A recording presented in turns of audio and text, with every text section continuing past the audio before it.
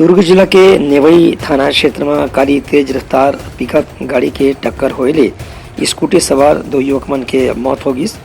घटना के video viral होए में ऐसे समझ में आवत है कि स्कूटी ला पिकअप चालक बहुत दुनिया तक के घसीटत ले गिस, जेकर से शव के स्थिति बहुत क्षत विक्षत हो गए है। नेवई थाना क्षेत्र के थाना प्रभारी विकास मिश्रा बताइन कि मृतक युवक मन के पहचान दीपक गुप्ता 30 वर्ष और चंदन गुप्ता 27 वर्ष के रूप में करे गए हैं, जेमन दोनों जीजा साला बताए गए हैं।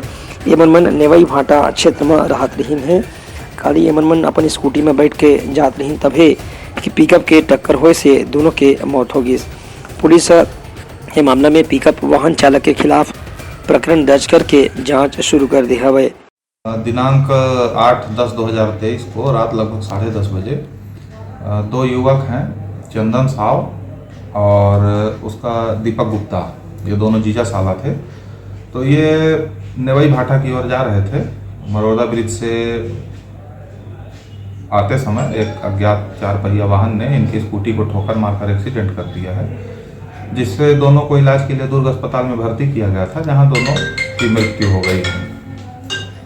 इसमें मर्ग पंजीबद्ध कर लिया गया है, जांच की जा रही है, वाहन का पता तलाश किया जा रहा है। फ्राइडे को 9:30 बजे बोले बॉम्बे ढाबा से खाना खा के मैं फ़ोन करूँगा घर जाके। मैं मायके गई हुई थी, फिर उसके बाद फ़ोन लगाई तो नहीं उठा रहे थे, बहुत देर तक नहीं उठाया। फिर मैं मोबाइल साइलेंट में करके सो गई।